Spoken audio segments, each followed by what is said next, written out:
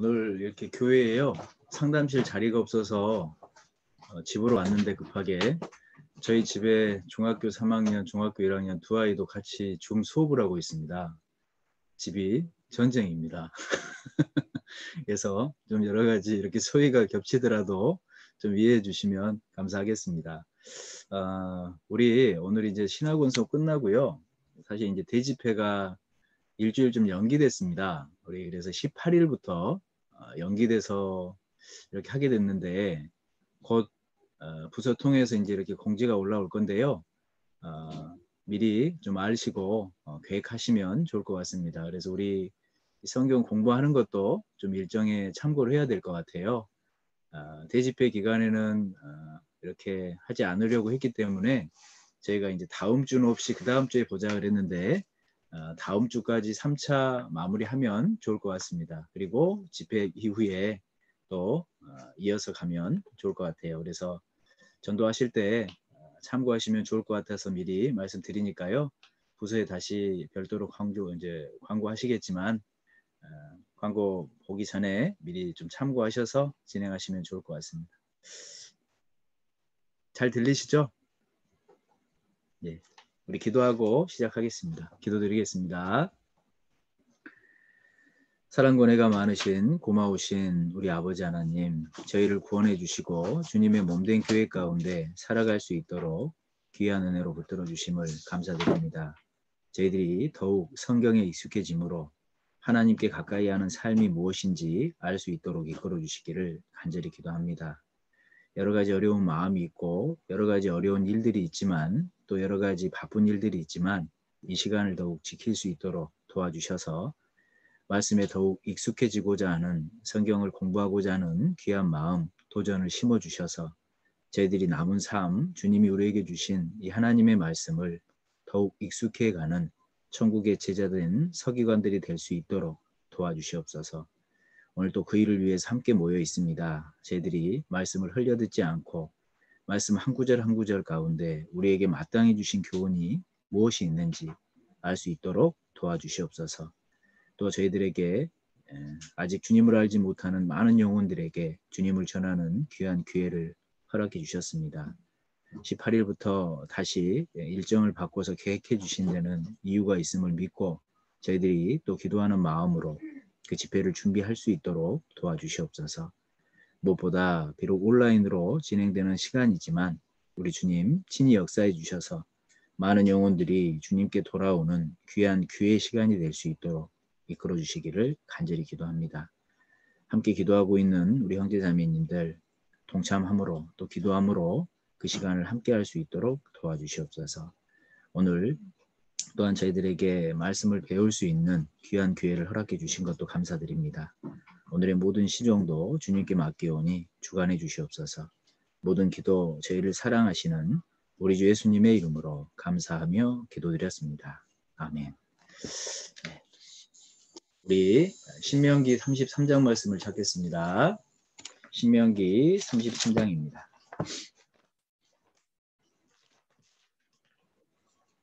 신명기 33장 우리 25절 말씀을 보시죠. 신명기 33장 25절입니다. 우리 25절 말씀을 같이 읽겠습니다. 내 분빗장은 철과 놋이 될 것이니 내 사는 날을 따라서 능력이 있으리로다. 네. 하나님께서 이 이스라엘 지파에게 축복을 하고 계시면서 하시는 말씀 중에 하나입니다. 내 몸빗장은 철과 놋이 될 것이니 내 사는 날을 따라서 능력이 있으리로다. 실제로 하나님의 이 말씀의 의미가 무엇이냐면 우리가 최선을 다해서 하루하루 주님을 섬기는 삶을 살아가면 결국 그런 것들이 쌓이잖아요. 습관이 됩니다. 그 습관은 우리 그리스도인의 인격이 되는 거예요. 그래서 내가 하루아침에 이 믿음의 성장을 이루는 것이 절대 아니거든요. 하나님은 이 믿음을 하루아침에 되는 것이다 라고 말씀하신 적이 없습니다. 믿음은 시간을 가지고 내가 어떠한 삶들을 살아가느냐에 따라서 그것이 습관이 돼서 그것이 우리 인격으로 나타나는 거거든요. 그래서 내가 오늘 하루를 정말 주님 안에서 주님을 생각함으로 최선을 다해 사는 하루라면 또 그러한 날들이 계속 쌓여서 습관이 된다면 하나님이 말씀하신 것처럼 그 문빗장은 철과 놋이 될 것이다. 철과 놋에 그 문빗장으로 문을 걸어놓으면 사실은 뚫기가 쉽지 않지 않습니까? 그것이 그리스도인의 능력인 겁니다. 그래서 그러한 최선을 다하는 삶을 통해서 능력이 있게 하겠다. 이게 약속의 말씀이거든요. 그래서 우리가 특히 방학 때 이 생활을 잘 관리하지 못함으로 무너지는 경우가 많은데 좀 피곤한 그런 부분이 있고 바쁜 일상이지만 하나님께서 우리에게 이러한 시간들을 허락해 주셨다라는 믿음으로 또 정말 주님께 경건에 이르는 연습을 하겠다라는 마음으로 귀한 마음으로 동참을 해주신다면 하나님께서 분명히 깨달아 할 수 있는 것들을 많이 이끌어 주실 겁니다. 그래서 우리가 이 땅 가운데 살아가는 이유가 무엇인지 목적이 분명해야 하루하루를 주님 안에서 최선을 다해 살 거 아닙니까? 우리가 이 땅 가운데 구원받고 목적, 우리가 마땅히 찾아야 될 게 뭐예요? 한번 생각해 보시죠. 정말 내가 그리스도인으로서 이 땅 가운데 찾아야 될 게 뭘까요? 마땅히 기다려야 될 거. 재림이죠, 재림. 그죠? 우리 주님이 다시 오신다 약속하셨잖아요. 그죠? 초림하신 예수님의 약속도 이루어졌고 성령을 주시겠다 하신 그 성령도 오순절날 임하셨습니다. 그리고 다시 오시마 약속하신 그 재림의 약속 분명히 이루실 거거든요. 그래서 우리는 그 재림을 기다리는 사람들입니다. 그러면 우리 전에 요한일서 3장 2절 3절 말씀 읽었던 것처럼 그 소망을 가진 자마다 어떻게 한다고 그랬어요? 하나님이 깨끗하신 것처럼 우리도 깨끗하게 한다 이렇게 말씀하셨습니다. 그래서 재림이랑 동의어는요 거룩이에요. 재림과 이퀄 재림이랑 거룩이랑 똑같다는 얘기입니다. 재림 의식을 갖고 사는 사람이 깨끗하게 살아요. 그래서 우리가 마땅히 구해야 되는 거, 내가 정말 구원받은 사람으로서 마땅히 추구해야 되는 삶은 재림입니다. 그것은 곧 거룩이에요. 그래서 내 삶 가운데 그러한 의식을 붙들고 어떻게 하면 조금은 더 주님께 깨끗한 삶을 살 수 있을까? 어떻게 하면 조금은 더 부지런한 삶을 살 수 있을까? 이런 걸 고민해야 되는 겁니다. 이런 것을 분명한 목적으로 삼고 살아야 되는 거예요. 그리고 두 번째로 우리가 찾아야 되는 것은 주님이 우리에게 주실 영광이죠. 그죠? 내가 정말 이 땅 가운데 어떠한 재물이랄지 명예랑 주님이 주시는 거, 그 영광이랑 똑같다 생각하면요. 영광을 구할 이유가 없는 겁니다. 그냥 이 땅에서 열심히 살고 재물 구하는 것으로 만족할 수 있잖아요. 그런데 주님이 우리에게 주실 것은 분명 달라요. 그 영광과 이 땅에 있는 것이랑 어떻게 비교하겠습니까? 그래서 주님이 우리에게 주시고자 하는 영광의 어떠함을 내가 말씀을 통해 확인하고 기대하고 살아갈 수 있다면 잠시 세상에 눈을 돌리지 않고 주님의 뜻 가운데 살아갈 수 있다는 겁니다. 그래서 내가 정말 구원받은 그리스도인이라면 무엇을 구해야 된다고요? 하나님의 우리에게 주실 영광을 늘 구하면서 살아야 돼요. 그 영광이 내 마음속에 목적으로 되어 있다면 때로는 힘들고 때로는 어려운 일이 있어도 이겨낼 수 있습니다. 왜냐하면 그 어려움을 이겨냈을 때 주님이 우리에게 영광 주신다 하신 거거든요. 그리고 또 한 가지 무엇을 구해야 됩니까? 마땅히 내가 그리스도인이라면 영혼들을 구하고 살아야 돼요. 무엇보다 중요하잖아요. 내가 그리스도인인데 그냥 나 살기도 퍽퍽해서 늘 고민하고 살아요. 내가 그리스도인인데 그냥 나 혼자도 어찌하지 못해서 늘 적당히 살고 힘없이 산다고 생각해 보십시오. 내가 이 땅에 살아있는 이유가 뭐예요? 그렇지 않습니까? 내가 정말 할 수 있는 한 그 영혼들을 한 영혼이라도 더 살려야겠다라는 마음으로 내가 구원받은 그리스도인이니까요. 내가 분명한 지옥을 알잖아요. 분명한 천국이 있다라는 것도 알지 않습니까? 이 말씀을 통해서 구원받으면 그 영원한 세계의 결론을 우리가 아는데 마땅히 우리가 이 땅 가운데 구해야 되는 것이 영혼들 아닙니까? 그래서 우리가 이 집회를 같이 아침에 모여서 기도하고 준비하고 있는 겁니다. 우리의 할 일이 바로 그거기 때문에 우리 누가복음 한번 가볼까요? 누가복음 16장에 하나님께서 이런 말씀을 우리에게 해주셨어요. 그 부자를 통해서 해주신 말씀인데 한번 생각해 보시죠. 누가복음 16장 28절을 한번 보시죠. 28절 말씀을 우리 같이 읽겠습니다. 내 형제 다섯이 있으니 저희에게 증거하게 하여 저희로 이 고통받는 곳에 오지 않게 하소서 이렇게 말씀하셨잖아요. 그렇죠? 그러니까 실제로 그 부자는 지금도 지옥에 있어요. 정말 충격적인 건 이 누가복음 16장에 나오는 이 지옥의 모습은 실존하는 곳이에요. 뭔가 우리에게 교훈 주기 위해서 동화와 같은 모습이 아니라 실제로 이 부자는 지금도 지옥에 있는 겁니다. 너무나도 고통스러워서 아직 기회가 있는 그 형제 다섯에게 정말 이 사실을 알려서 내가 지금 고통받고 있는 이 지옥에 오지 못하게 해달라고. 그렇죠? 마찬가지일 거예요. 정말 지옥과 천국은 있습니다. 그렇기 때문에 아직 그 사실을 알지 못하고 있는 가족들이 있다면, 주변에 이뤄진 영혼들이 있다면 마땅히 우리가 그리스도인으로서 목적의식은 뭡니까? 그 영혼들인 거예요. 그래서 우리가 정말 이 땅에 살면서 구해야 될 것이 무엇인지 깊이 생각해 보세요. 재림입니다. 또 하나님이 우리에게 주실 영광일 거고, 무엇보다 중요한 건 영혼이겠죠. 그러한 것이 분명 내 삶의 목적이 되어 있는 사람은요, 헷갈리지 않아요. 그렇죠? 다른 것 때문에 주저하지 않습니다. 그래서 그러한 목적이 분명 나에게 있는지 한번 살펴보고, 그러한 목적을 잃으면 이제 갈 바를 알지 못하는 겁니다. 그래서 우리가 계속 하나님의 말씀을 배우고자 하는 이유가 마땅히 우리가 걸어가야 할 길이 무엇인지 늘 살피고 교훈받고 그걸 다시 한번 일깨워서 힘있게 살아가려고 하는 거잖아요. 그것이 결국 하나님께 가까이 하는 삶입니다. 그래서 이러한 모습들이 있다는 것을 우리가 먼저 생각하고 그 목적을 가지고 하루하루를 열심히 주님 안에서 살면 그것이 결국 하나님의 능력으로 나타나는 겁니다. 그렇게 살다가 하나님 앞에 서면 어떻겠어요? 얼마나 칭찬해 주시겠냐고요. 머리 이렇게 해주시면서. 그죠? 그 가운데 흘린 눈물들도 다 닦아주실 거 아닙니까? 생각만 해도 좋지 않아요? 별로 안 좋으신가 봐요. 뭐 날씨가 추워서 마음도 굳으면 안 되는데요. 우린 그리스도인이잖아요. 날이 추워도 마음은 부드러워야 돼요. 그죠? 그래서 그런 마음으로 목적의식을 가지고 함께 나갔으면 좋겠습니다. 그래서 오늘 3차 선교여행 떠나시기 전에 우리 그 전에 부탁드려서 지난주에 좀 발표를 제가 부탁드렸어야 되는데요. 제가 참 이런 걸 할 때마다 참 저의 이 부족함이 얼마나 큰지를 느낍니다. 까먹었어요, 그거를. 그래서 참 끝나고 나서 너무 죄송하더라고요. 준비해 주신 자매님들께 다시 한번 죄송하다는 인사를 드립니다. 죄송합니다.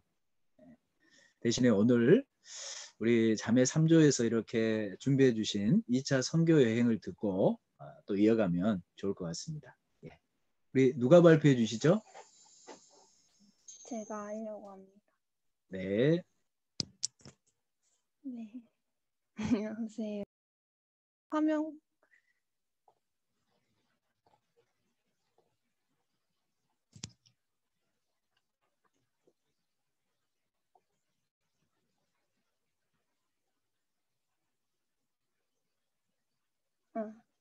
네, 보이시나요? 네, 안녕하세요. 저희는 자매 3조고요. 저는 발표를 하게 된 김서연 자매입니다. 사실 전도사님께서 까먹어 주셔가지고 되게 감사하다라고 생각을 했는데 기억을 하셨더라고요. 그래서 되게 네, 그냥 해야 되는 게 주님의 뜻인가 보다라고 생각을 하기로 했고 저는 사실 저번에 발표를 못 들어가지고 어떻게 발표를 해야 되는지 사실 잘 모르겠어서 그냥 하려고 하는데요. 좀 많이 부족하겠지만은 넓은 마음으로 잘 들어주시면 감사하겠습니다. 일단은 저희는 선교보고이니까 어떻게 하면은 생생하게 전달 드릴 수 있을까 생각을 해봤는데 저희가 요즘 조별교제 할 때마다 구글어스로 가보고 거기서 저희가 실제로 온 것처럼 사진을 찍어보자 해가지고 사진을 찍었어요. 그래서 이제 그 사진들을 보시면 알겠지만 저희가 굉장히 막 모자도 써보고 뭐 이렇게 여행 갈 때 챙기려고 했던 물품들을 하나씩 챙겨가지고 사진을 찍어보면서 다녔는데 사실 이번 2차 선교 보고 할 줄을 모르고 1차 선교 때도 자료를 준비해야 되는 줄 알고 1차 선교 자료도 준비했었는데 그때는 구글어스에서 이렇게 누르면은 비행기 타듯이 이렇게 쭉 이동하는 게 있거든요. 근데 그래서 그것도 영상을 찍었어요. 그래서 저희가 이렇게 가고 있다 우리가 이런 거를 찍었는데 그래서 저희 이 PPT 컨셉도 좀 현장감 넘치게 약간 사도 바울 역할 하시는 분이 있고 또 신라 역할 하시는 분이 있고 제수 역할 하시는 분이 있는데요. 이렇게 PPT 첫 장만 보여드리고 이렇게 설명하니까 다들 감도 안 오시고 좀 기대를 하실 거라고 생각하는데 좀 기대해 주셔도 좋고요. 제가 만든 게 아니라서. 네, 그러면은 시작하겠습니다. 저희가 먼저 말씀드려야 될 게 이게 중요한 사건이었어가지고 말씀을 드리는데 사도 바울과 바나바가 갈라서는 일이 있었어요. 그래서 여기 이렇게 밑에 설명 이렇게 말풍선을 보시면은 사도 바울이 밤빌리아에서 우리와 함께 일하러 가자 아니한 자를 데리고 가는 것은 옳지 않습니다. 저는 신라와 함께 가겠습니다. 이렇게 얘기를 하시는데 바나바가 우리 마가도 데리고 가자고 이렇게 하시는 거예요. 그래가지고 이제 선교 팀원인 저희는 두 분이 이렇게 서로 심히 다투다가 피차 갈라서시면 어떡하지? 이렇게 생각을 했어요. 너무 걱정이 됐는데 진짜 갈라서게 되었고요. 그래가지고 이제 바나바는 떠나가시고 신라가 같이 가게 되었어요. 그리고 이제 더베랑 루스드라에 이뤘는데 거기서 디모데라고 하는 분을 만나서 그분이 합류를 하게 되었고요. 바울 사도께서 그분을 데리고 떠나고자 하게 됐고 네, 그래서 여기서 이렇게 합류를 하게 되셨습니다. 그래서 새로운 팀원이 생기셨어요. 그리고 이제 여기서 좀 신기했던 부분인데 성령님께서 저희가 가려는 길을 막으시고 어디로 갈지 새롭게 알려주신 부분인데 이 부분이 되게 저희에게 어제도 교제를 하면서 좀 와닿는 부분이었고 되게 감사한 부분이었습니다. 그래서 저희 이제 사도 바울께서 처음에는 아시아로 가시려고 했고 무시아 앞으로 가서 비두니아로 가려고 했는데 성령님께서 허락지 않으셨고 그리고 나서 허락지 않으신 거에서 끝난 게 아니라 마게도나로 건너와서 도우라는 환상을 보셨고 그래서 저희가 그쪽으로 가게 돼요. 그래서 여기서 또 진짜 감사한 일이 생기는데 이제 루디아라는 자매님이 되시는 사건이 생기는데 여기서 이 지역은 빌립보고 여기서 자주장사 그러니까 좀 사업가이신 자매님을 만나게 됐는데 거기서 이 자매님의 마음을 열어주셔가지고 구원을 받는 역사가 일어나게 돼요. 그래서 이 자매님 혼자 구원받으신 게 아니라 그 집이 다 세례를 받고 심지어 막 저희를 청해가지고 집에 들어와 유아라고 하시고 막 강권에서 막 있게 하시고 이런 되게 감사한 일이 있었습니다. 그리고 계속해서 빌립보에서 점하는 귀신 들린 여종 하나를 만나가지고 귀신을 쫓아내는 일이 생기는데요.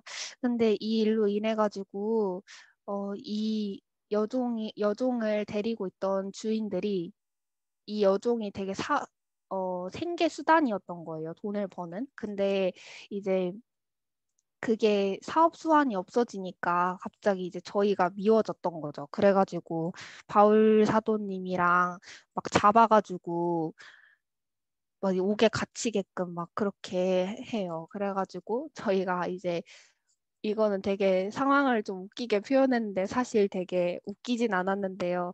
바울과 실라가 잡혀가지고 옥에 갇히셨어요. 그래서 근데 거기서 밤중쯤 되어 바울과 실라 기도하고 하나님을 찬미할 죄수들이 듣더라 이 말씀 적어놨는데 이것처럼 지금 옆에 사도 바울과 실라께서 찬양을 하는 모습을 보실 수 있습니다. 이거는 옥이고요. 그래서 여기서 막 이렇게 찬양을 하시니까 죄수들도 듣는 거예요. 그래서 죄수들이 막 이게 무슨 소리지? 이렇게 하면서 네, 그렇게 찬양 소리를 들었고, 그리고 큰 지진이 나서 옥터가 움직이고 문이 다 열리면서 사람들의 메인 것이 다 벗어지고 그랬는데, 그러니까 이제 간수가 자다가 깨가지고 옥문이 열린 걸 보고서 죄수들이 다 당연히 도망했을 줄 생각하고 검을 빼가지고 자결하려고 하시는 거예요. 근데 이제 바울 사도께서 막 상하게 하지 말라고, 몸 상하게 하지 말라고 하면서 우리 다 여기 있다고 하면서 했더니 이제 간수가 좀 그런 사건들로 인해 가지고 마음이 많이 낮아졌고, 그래서 구원받는 길을 궁금해하기 시작을 했어요. 그래가지고 간수와 그 집이 다 구원받는 역사가 생겼습니다. 그래서 간수와 가족들이 다 구원을 받고 세례를 받고 네, 그렇게 오히려 이제 대접해 주시는 일이 생겼고요. 그리고 여기서는 이제 저희가 데살로니가로 가는데, 데살로니가에서 유대인 회당에서 새 안식일 날에 복음을 전합니다. 그래가지고 여기서 경건한 헬라인의 큰 무리와 적지 않은 기부인도 권함을 받고 바울과 실라를 쫓는데, 근데 이제 유대인들이 시기하기 시작해요. 그래가지고 여기 보시면 유대인들이 굉장히 시기하는 눈초리를 하면서 따라오는 거예요. 저희를 막 찾아다니고 막 불안하게 이렇게 막 하는 일들이 있었는데요. 여기서 이제 또 저희가 베레아로 가는데, 베레아의 유대인들이 베레아까지 쫓아와가지고 무리를 움직여서 소동케 해요. 여기 보시면 굉장히 핍박하는 얼굴을 하고 있는 데살로니가 유대인들이 있어요. 막 여기서도 하나님 말씀 전하려고 하냐고. 그래서 지금 저희가 전도할 때 방해하는 사람들의 표정 같이 되게 강팍하고 미운 표정을 하고 있는데요. 그래서 저희가 이제 이 베레아에 계신 분들이 되게 신사적으로 말씀을 받는데 그만큼 방해가 있다고 생각이 들었습니다. 그래서 어쨌든 그런 일이 있었고요. 그리고 이제 저희가 아덴에서 복음을 전하는 일이 있는데 여기는 되게 아레오바고 광장이 있고 이런데 여기는 되게 그러니까 온갖 뭔가 토론의 장이라고 전에 들었어요. 그래서 거기서 이제 바울 사도께서 이렇게 보시니까 온성에 우상이 가득하고 막 우상 숭배자들이 막 여기저기서 우상을 숭배하고 있고 막 철학자들도 있고 막 엄청나게 정신이 혼미한 그런 곳이었는데 바울 사도께서 아레오바고 가운데서 이렇게 연설을 하세요. 그래서 이 우상을 숭배하는 모습을 보고 어쨌든 이게 범사의 종교성이 많은 모습이라고 생각을 하시고, 그리고 되게 이렇게 쭉 말씀을 이렇게 쭉 해주시는데 몇 사람이 이제 이렇게 아레오바고 간원 디오누시오랑 다마리 등 이렇게 몇 사람이 구원을 얻는 역사가 여기서도 있습니다. 그래서 개인적으로 여기서 이 사건을 보고서 세상에도 보면은 우상 숭배하는 사람들, 이게 막 대놓고 우상 숭배하는 사람들이 있진 않지만 어쨌든 우상 숭배하는 사람들이 널려 있잖아요. 근데 그리고 막 철학자들 같은 경우도 그렇고 막 좀 관원같이 이렇게 좀 높은 뭔가 그런 분들을 보면은 이분들은 마음이 높아서 구원받지 못할 거야 이런 생각도 마음 한켠에 들 때도 있고 한데, 그렇지가 않고 하나님의 말씀은 누구에게나 역시 적용이 되는구나 하는 생각을 하면서 제가 그런 부분들을 느꼈습니다. 그래서 나도 상황을 보지 않고 사람을 보지 않고 좀 담대히 전하는 게 필요하겠다. 하나님의 복음을 있는 그대로 전해야겠다 하는 생각을 했고요. 그리고 여기서 너무 귀한 분들이 합류를 하게 되는데 이제 저희가 아덴을 떠나가지고 고린도에 이르렀는데 거기서 아굴라랑 브리스길라 부부를 만나게 돼요. 그래서 이분들이 합류를 하시게 되고 네. 그리고 이제 실라랑 디모데께서 마게도냐에서 내려오셔가지고 하나님 말씀을 붙잡혀서 유대인들에게 복음을 전하는 일이 있었습니다. 그래가지고 저희가 여기서 이제 또 바울 사도께서 또 디도 유스도라 하는 사람 집에 들어가고 그 집이 회당 옆이었는데 회당장 그리스도가 온 집으로 더불어서 주를 믿으며 수다한 고린도 사람들도 듣고 믿어 세례를 받게 됩니다. 그리고 이제 여기서 바울 사도께서 간증 아닌 간증으로 들려주신 게 밤에 주님께서 환상 가운데 바울에게 말씀하시면서 두려워하지 말며 잠잠하지 말고 말하라고 이렇게 해주시면서 하나님께서 함께 계시니까 아무 사람도 너를 대적하여 해롭게 할 자가 없을 것이니 이 성중에 내 백성이 많음이라 이렇게 하셨다고 하더라고요. 그래서 그리고 이제 여기서 이제 1년 6개월을 유하면서 그들 가운데서 하나님 말씀을 가르치는데 여기서 제가 좀 핵심적인 게 그들이 대적하여 해방하여서 이방인으로 가게 됐다는 이 점이었습니다. 제가 생각하기에 가장 뭔가 핵심이라고 생각을 했고요. 왜냐하면 바울 사도께서 이후로 이방인들에게 가게 되는데 그거를 이제 또 환상 가운데 주님께서 더 담대하라고 말씀해 주시는 장면이 되게 이 장면이 되게 어떻게 보면 바울 사도에게는 계속해서 힘이 됐을 수 있겠다 하는 생각이 많이 들었습니다. 그리고 여기선 제가 좀 전에 말씀드렸던 1년 6개월을 유하며 하나님의 말씀을 가르쳤다는 부분이 나오고요. 그리고 여기서 이제 갈리오가 아가야 총독이 되었을 때 유대인들이 일찍 일어나가지고 바울을 대적하면서 재판을 열게 되는데 율법을 어기어서 하나님을 공경하라고 사람을 권한다 이렇게 말을 하면서 이렇게 송사를 하는 거예요. 근데 진짜 좀 황당하다는 생각이 많이 들었고요. 어쨌든 여기서 좀 이렇게 지나가지고 수리아로 떠나가면서 형제들과 작별하는 일이 나옵니다. 그리고 이제 여기서 형제들과 작별을 하면서 슬퍼가지고 저희가 좀 이렇게 눈물을 흘리는 신용도 해봤고요. 그래서 이제 마지막으로는 선교여행 마지막으로는 딱 갱그리아에서 사도 바울께서 서원이 있어서 머리를 깎으시거든요. 그래서 머리를 깎는 장면을 표현을 해봤습니다. 그래서 사도 바울께서 머리를 깎으셨고요. 그리고 에베소로 가가지고 저희가 회당에 들어가서 저희가 아니라 사도 바울께서 회당으로 들어가셔가지고 유대인들과 변론하시는 일이 있었고요.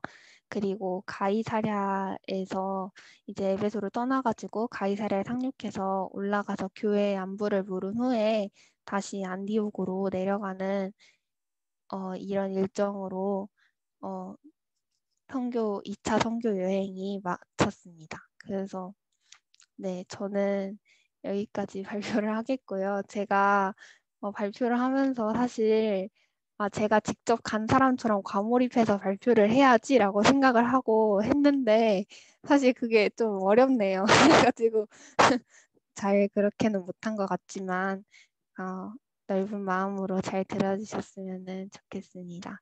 네, 감사합니다.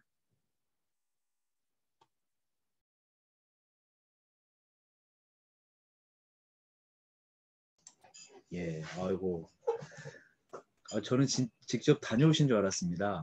발표하시는 걸 보면서 그리고 이렇게 2차 선교 여행을 다시 한번 이렇게 너무 자세히 짚어주시고 또 사진으로 잘 표현해 주셔서요.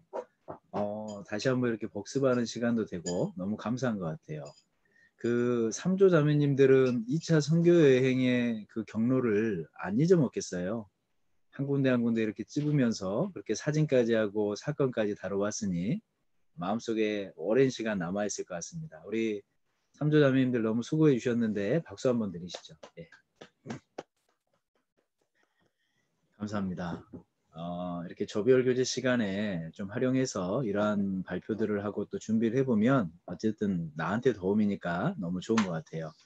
그리고 어제 우리 3차 선교여행 구글어스로 한번 좀 찍어봤으면 좋겠다 이렇게 말씀을 드렸어요. 그래서 한두 분 정도만 찍으면서 이렇게 지금 우리 지도를 보면서 구글어스를 보면서 찍어보면서 느낀 점을 잠깐 좀 간증을 해주시면 좋을 것 같은데 한두 분만 자원하시는 분 손 한 번 들어주시겠습니까? 자원하실 분 손 한 번만 좀 들어주세요. 이거 있죠, 이거. 박수 쳐도 되고요, 이런 식으로. 한번 표시 한번 해주시죠.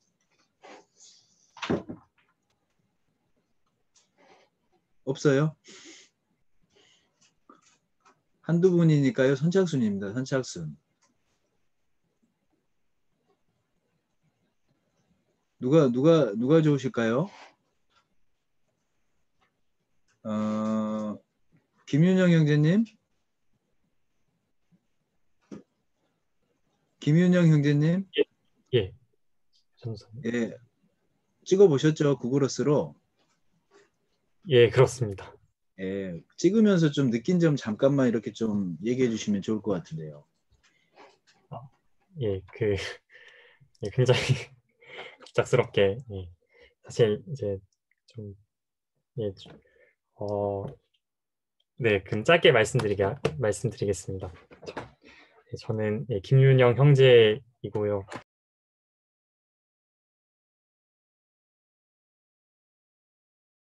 죄송합니다. 네, 죄송합니다. 이번에 좀 개인적으로 좀 선교여행과 또 저희 부서 안에서도 좀 서신서를 공부하는 일정이 있어서 사실 처음으로 지도를 직접 좀 찍어보면서 이제 서도행전을 좀 보게 되었는데 이제 개인적으로는 그렇게 찍어보는 과정 중에서 사실은 그러니까 대략적인 경로는 알고 있었지만 정말 그 위치를 그걸 직접 이제 지도를 통해서 보니까 사실은 이게 글로만 성경 말씀으로만 봤을 때는 좀 이해되지 않는 부분들이 사실 이해되는 부분들도 좀 많이 있었고, 근데 그것보다 근데 좀 정말 가장 많이 좀 기억에 남았던 거는 그러니까 저번에 전도사님께서도 말씀해 주셨지만 그 1차 전도여행 가운데 그 버가에서 안디옥까지 가는 그 길이 굉장히 험한 길이었다라고 말씀해 주셨는데, 근데 사실 좀 그런 부분들을 보면서 이게 정말 그러니까 사실 이게 정말 사도행전을 읽을 때 이 어떻게 보면 되게 그게 짧게 나와 있잖아요. 버가에서 안디옥으로 갔다라고. 그런데 그 길이 그렇게 험난한 줄 저는 사실 생각을 전혀 못했었거든요. 그런데 좀 그런 것들을 좀 직접 찾아보면서 이 사도 바울 사실 사도행전에 너무나 짧게 나와 있는 그 구절 하나들 가운데 정말 많은 그 고난들이 담겨 있고 좀 희생들이 담겨 있다는 걸 좀 보면서 개인적으로는 나는 얼마나 좀 복음을 위해서 희생하고 좀 고난 받고 있을까. 사실은 참 그런 고난받기를 두려워하고 좀 전도하기를 두려워하는 모습 가운데 좀 부끄러움이 많이 들었던 것 같습니다. 그래서 어쨌든 좀 그런 유익들을 좀 개인적으로는 얻었던 것 같습니다. 네. 네. 이상입니다.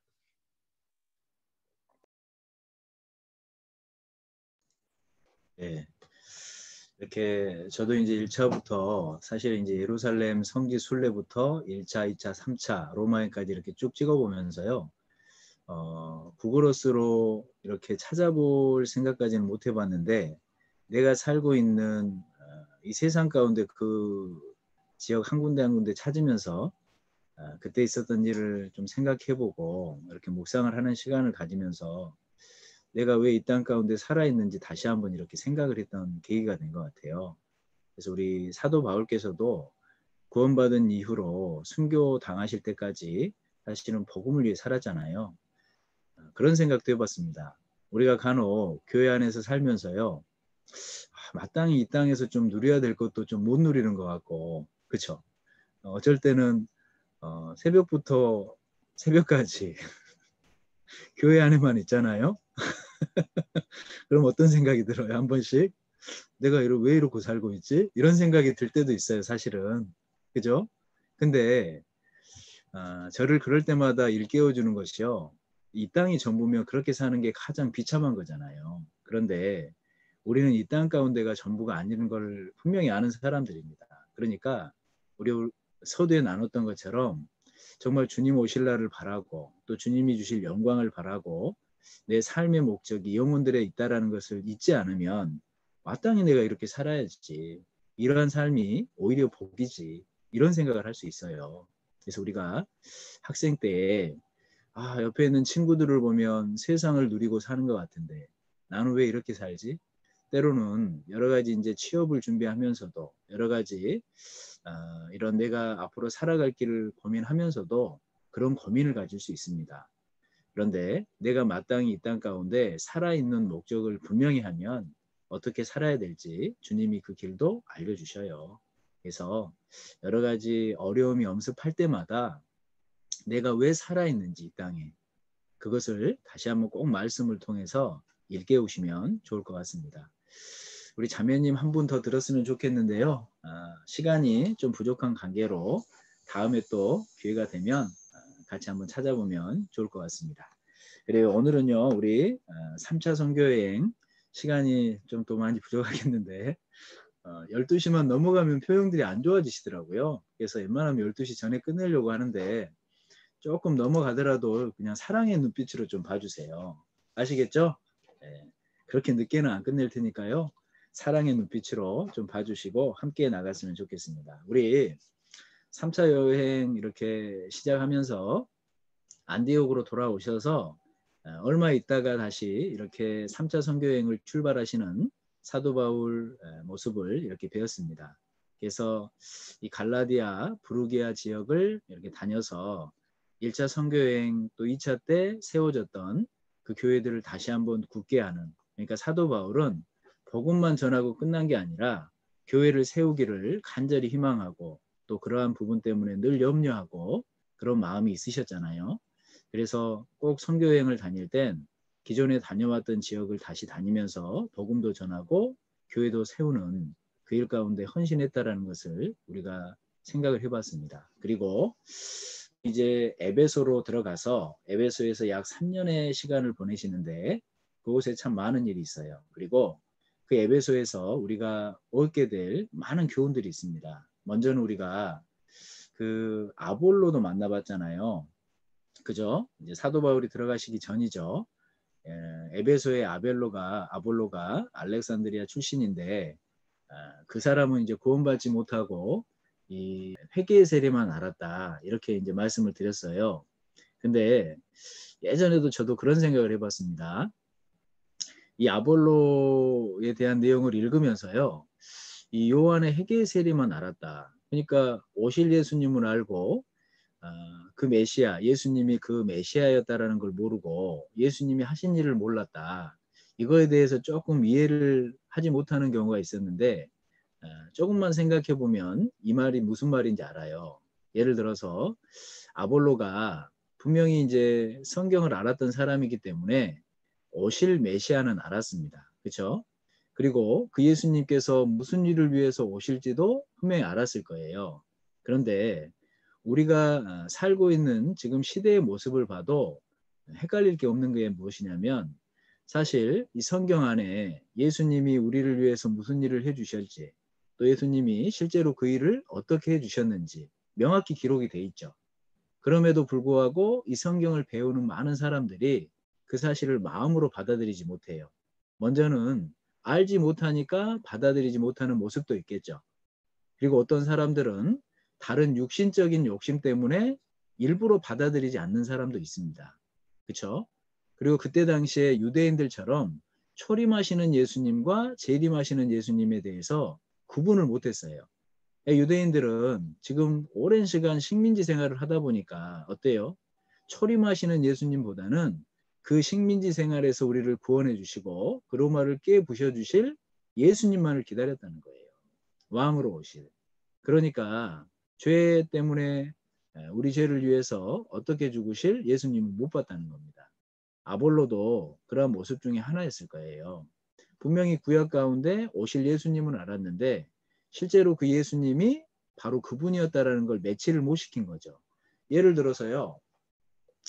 우리 뭐 어떤 친구가 이 말씀을 듣고 내가 죄인이라는 건 알았어요. 그런데 2000년 전에 내 죄 때문에 오신 예수님이 나와 무슨 상관이 있는지 연결을 못 시킵니다. 어때요? 죄인인 건 깨달았는데 구원받은 건 아니잖아요. 그죠? 그런 것처럼 아볼로가 딱 그 수준이었다는 거예요. 구약엔 능통했어요. 그런데 그분이 그분이라는 걸 몰랐습니다. 그러니까 어때요? 구약에 오실 예수님은 아니까 열심으로 그러한 예수가 오실 거라는 것을 전하는 그런 모습은 있었을 거라는 겁니다. 지금도 마찬가지예요. 구원받지 못하고 자기의 열심으로 정말 예수님 믿어야 된다고, 하나님 안에서 살아야 된다고 그렇게 얘기하는 많은 사람들이 있잖아요. 구원받지 않아도 정말 이 주의 도 말씀을 통해서 정말 어떤 율법 행위가 마치 자기를 천국으로 인도하는 것처럼 그렇게 잘못 배워서 잘못 전하는 그런 모습이 있었다는 겁니다. 그래서 아볼로도 그러한 모습이었다는 거예요. 그래서 이렇게 간혹 한 번씩 이제 이런 부분 때문에 좀 궁금해하시는 분들이 계셔서 그 부분을 설명을 드립니다.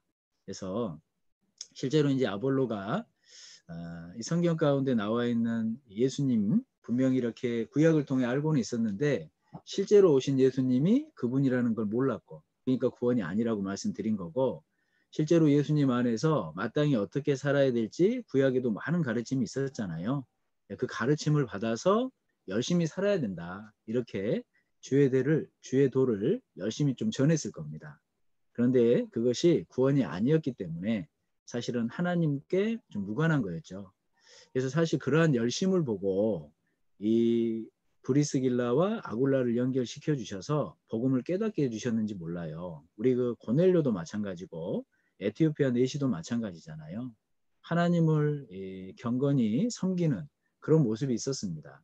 그런데 구원받은 모습은 아니었잖아요. 그래서 결국은 빌립 집사를 통해서 그리고 베드로를 통해서 하나님의 말씀을 전해주고 그 예수님이 바로 그분이라는 온전한 말씀을 전해주잖아요. 그래서 구원을 받습니다. 그래서 아볼로도 그러한 모습이다라고 생각을 하면 그러한 좀 의문이랄지 궁금증에서 좀 이렇게 벗어날 수 있지 않을까 이런 생각을 해봐요. 그래서 우리 그 사도 바울도 그랬잖아요. 사도 바울께서도 구약에 얼마나 능통하신 분이었어요. 구약에 능통하신 분이었지만 정말 그 눈으로 본 예수님 있잖아요. 그죠? 그 예수님이 내 죄 때문에 온 분이라는 걸 몰랐어요. 그러니까 오히려 예수님을 통해 구원받은 그리스도인을 핍박하잖아요. 잡으러 다메섹 가는 도중에 그 예수님이 바로 그 구약에 나타난 분이라는 것을 그제서야 매치시키고 구원을 얻은 겁니다. 그래서 구원받지 않아도요. 정말 이 율법으로 인해서 열심하는 사람들도 있고 정말 그 예수님이 누군지 발견하지 못하면 아무리 구약에 그 예수님이 이런 분이다라고 얘기를 해도 매치를 못 시키면 구원이 아니라는 거예요. 그래서 그러한 모습이 아볼로에게 있었다. 이거를 좀 이해하면 될 것 같습니다. 그래서 오늘은 그 이후에 에베소에 있었던 일들을 통해서 우리가 좀 교훈을 받아볼 게 있어요. 우리 사도행전 19장 한번 가보시죠. 사도행전 19장 사도행전 19장 우리 1절부터 5절까지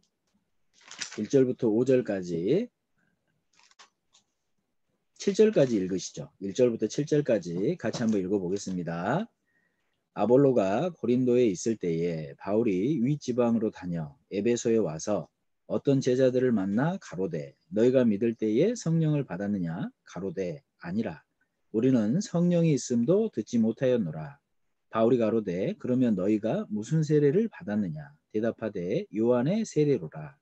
바울이 가로되 요한이 회개의 세례를 베풀며 백성에게 말하되 내 뒤에 오시는 이를 믿으라 하였으니 이는 곧 예수라 하거늘 저희가 듣고 주 예수의 이름으로 세례를 받으니 바울이 그들에게 안수하매 성령이 그들에게 임하심으로 방언도 하고 예언도 하니 모두 12사람쯤 되니라 이렇게 말씀하셨잖아요. 그러니까 실제로 이 에베소에 있는 사람들도 이 요한의 회개의 세례는 알았다는 겁니다. 그러니까 지금 얘기로 치면 죄 말씀까지는 들은 거예요. 이해가시죠? 죄 말씀까지 듣고 내가 죄인이라는 건 깨달았는데 거기서 어떻게 해방될지 어떻게 구원받을지는 몰랐던 겁니다. 그러니까 어때요? 어떤 사람들은 자기의 열심으로 천국 가려고 하고 자기의 열심이 그 죄를 씻어줄 줄로 오해하면 열심히 할 수밖에 없잖아요. 그죠? 어떤 사람들은요. 그 요한의 세례를 받으면 마치 그 물로 그 죄를 씻을 수 있는 것처럼 오해했을지도 몰라요. 그런 모습이 있을 수도 있지 않습니까? 그래서 실제로 이때 당시에 에베소에 있는 사람들은 이 회개의 세례를 받았다 이 얘기는 온전한 예수님은 아직 알지 못했다 이 얘기입니다. 하지만 온전히 예수 그리스도는 받을 만한 마음의 준비는 된 사람들이었어요. 그러니까 보십시오. 4절에 바울이 가로되 요한이 회개의 세례를 베풀며 백성에게 말하되 내 뒤에 오시는 이를 믿으라 하였으니 이는 곧 예수라거늘 그랬잖아요. 그래서 실제로 그 마음의 준비가 된 에베소 사람들은 이 메시지를 듣고 구원을 받은 겁니다. 생각해 보십시오. 에베소에 있는 사람들은요. 이 요한이 어쩌면 그 메시아일지도 모른다 이렇게 생각을 했던 겁니다. 그런데 그 요한의 메시지를 들면서 예수님을 설명하고 있는 거예요. 어쩌면 이 요한이 메시아일지도 모른다라고 생각하는 사람들에게 요한의 메시지는 얼마나 의미 있고 얼마나 중요했겠어요. 그 세례 요한이 뭐라고 얘기했냐? 그 세례 요한은 그러한 예수님의 길을 예비하러 온 사람이고 그 실제적인 우리의 죄를 해결하러 오신 분이 예수 그리스도다. 그분이 정말로 십자가에 달려 죽으신 그분이다. 그 얘기를 해준 거예요. 그 말씀을 듣고 죄사함을 받은 겁니다. 그래서 우리 5절 말씀에 저희가 듣고 그랬잖아요. 그 들었을 때 마음이 믿어진 거예요. 그리고 구원을 받은 겁니다. 그리고 세례를 받죠. 침례를 받은 거잖아요. 그리고 6절에 바울이 그들에게 안수함에 성령이 그들에게 임하심으로 방언도 하고 예언도 하니 이렇게 말씀하신 거예요. 그래서 실제로 죄인인 것만 알고 있다가 예수 그리스도에 대한 말씀을 듣고 실제로 에베소 교회가 복음을 깨달은 겁니다. 구원 받은 거죠. 구원 받으니까 이제 어떠한 모습이 일어납니까? 우리 그 19장 쭉 읽다 보면요. 우리 19절 말씀 한번 보세요. 19절. 19절에 또 마술을 행하던 많은 사람이 그 책을 모아 가지고 와서 모든 사람 앞에서 불사르니 그 책값을 계산한 즉 은 5만이나 되더라 그랬잖아요. 그러니까 그 에베소에서 하나님의 말씀을 통해서 구원받은 사람들이 원래 마술로 이렇게 생계를 유지하던 그러한 것을 귀하게 생각하던 사람들이 진짜 유일하신 신 하나님, 그 하나님에 대해서 구원함을 얻고 자기들이 알고 있던 그 마술책 있잖아요. 그것을 이 은 5만이나 되는 그러한 책을 불살라 버리는 겁니다. 이건 하나님을 제대로 알지 못하면 불가능한 일이에요. 내 생계수단을요. 하나님께 불합하다라는 생각으로 포기한다라는 건 진짜 믿음이 있는 모습이잖아요. 그러니까 에베소 사람들이 실제로 이런 모습이 있었다는 겁니다. 은 5만이면 어느 정도인 줄 아세요? 우리가 은 한 드라크마 이것이 한 데나리온이 이 하루 품삯이잖아요. 한 사람의. 그러니까 5만 원으로 치면요. 25억 원이에요. 25억. 뭐 요즘에 하도 뭐 얘기는 별로 크지도 않죠. 그러니까 한 사람의 월급 하루 품삯을 5만 원으로 치면 25억 되는 그런 책을 불사른 거예요. 한 권에 10,000원이라고만 생각해도 몇 권이에요? 얼른 계산 안 되죠. 25만 권입니다. 25만 권. 그러니까 내 생계, 내가 중요하다고 생각했던 25만 권의 책을 다 가지고 와서 불질러 버린 거예요. 이제 정말 진짜 신이 무엇인지 발견했기 때문에 그 믿음의 역사로 일어난 모습이 이 모습이라는 겁니다. 그래서 제가 이 말씀을 묵상을 하면서 저도 실제로 그 예전에 이 지역교회에 있을 때요. 제가 청년회장일 때였습니다. 우리 형제님 한 분이 그 도박 있잖아요. 도박하면 그 하우스라고 하죠. 그 도박 장소를 빌려주는 그 일을 하시던 분이었어요. 근데 그분이 구원을 받았습니다. 그런데요. 정말 깜짝 놀란 게 구원을 받고 다음 날 이 저한테 와서 하는 말이요. 제가 이 일을 하는 사람이라고. 근데 사실 그때 당시에 그분이 그 일하면 그 한 달 수입이 얼마였는 줄 아세요? 2천만 원, 3천만 원이었어요. 한 달 수입이. 그런데 진짜 이제 구원받고 보니까 그 일이 합당치 않다라는 걸 스스로 깨달은 겁니다. 그래갖고 그 형제님 삼촌이 공장을 했었어요. 조그만 공장. 삼촌한테요. 삼촌 제가 진짜 구원받고 보니까 그동안 하던 일이 너무나도 합당치 않더라고. 그래서 생산직으로 그냥 한 달에 100만 원만 줘도 되니까 일 시켜달라고. 그리고 그분들이랑 이렇게 연락도 끊어야 되니까 좀 살 수 있는 공간 하나만 좀 내달라고. 그래서 실제로 그 공장에 조그만한 진짜 방 같지도 않아요. 거기에서 1년 동안 사셨어요. 그리고 실제로 그 공장에서 한 달에 100만 원씩 받으면서 일하고 사셨습니다. 지금은 봉사의 총무로 봉사하고 계셔요. 제가 그런 모습을 보면서요. 정말 믿음이 있는 모습이라면 그런 모습은 있어야 되잖아요. 그죠? 그래서 실제로 이 에베소 교인들이 그러한 사실을 깨달았기 때문에 그러한 모습으로 하나님 앞에 드릴 수 있었다 이거를 말씀드리는 겁니다. 그리고 또 한 가지는 이 에베소 응감실, 이 응감실이라는 게 뭐냐면 그 신전 있잖아요.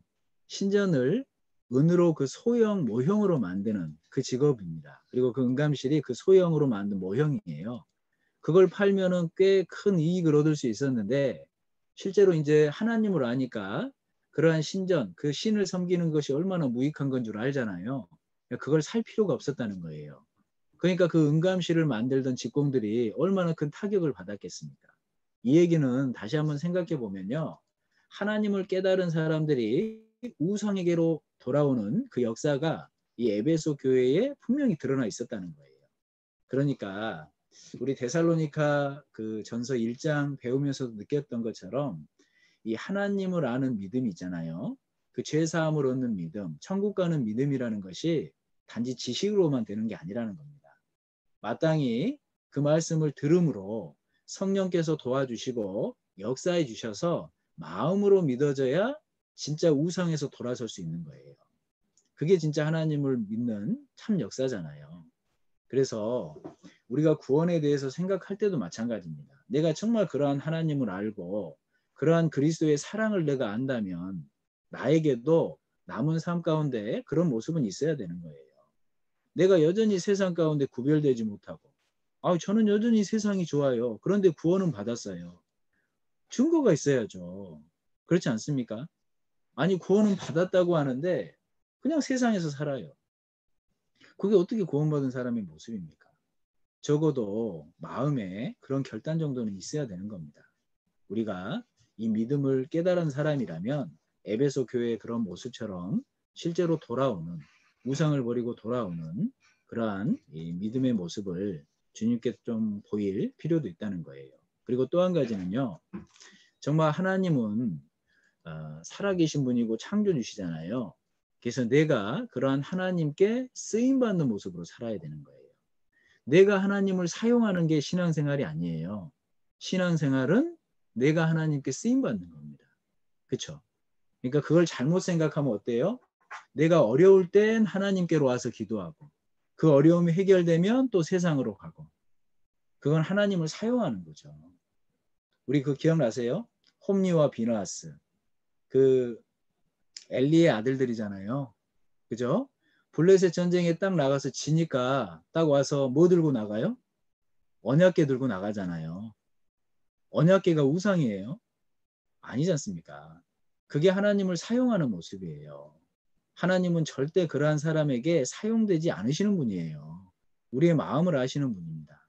그러니까 내가 기쁠 때나 슬플 때나 어떠한 모습이든지 주님 안에서 주님께 쓰임받고자 하는 그런 마음을 귀하게 보시는 거예요. 내가 어려울 땐 하나님 찾고 내가 좀 괜찮아질 땐 하나님을 잊고 그것이 어떻게 하나님께 쓰임받는 모습이에요. 하나님을 사용하려는 모습이지. 그래서 우리는 착각하면 안 됩니다. 정말 우리는 하나님께 쓰임받아야 돼요.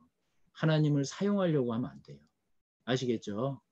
그래서 우리 에베소 교회의 그러한 모습을 보면 정말 그러한 마음을 가지고 하나님께 쓰임받는 사람이 얼마나 귀한지 우리가 또 교훈을 받아볼 수 있지 않습니까? 그리고 또 한 가지를 생각해 보면 그 복음의 역사가 있기 전에 꼭 있는 일이 있어요. 뭐예요? 환란이에요. 환란. 전쟁이에요. 전쟁. 우리 이 말씀 한번 가볼까요? 사도행전 19장 23절 한번 보시죠. 23절. 사도행전 19장 23절. 우리 이 말씀도 같이 한번 읽어볼까요? 그때쯤 되어 이 도로 인하여 적지 않은 소동이 있었으니 그랬잖아요. 그러니까 에베소 교회에 이 복음이 전해짐으로 에베소에 이 복음의 편하 전에 무슨 일이 있었습니까? 소동이 일어났다는 거예요. 이런 말씀들을 우리가 생각을 해보면요. 우리가 마땅히 마음의 각오를 좀 할 수 있습니다. 우리 맨 처음에 구원받고 가정에 복음 전하면 어때요? 막 다 좋던가요? 막 행복해지던가요? 전쟁이에요. 전쟁. 그러니까 내 마음에 타협을 하잖아요. 그럼 절대 복음 안 전해집니다.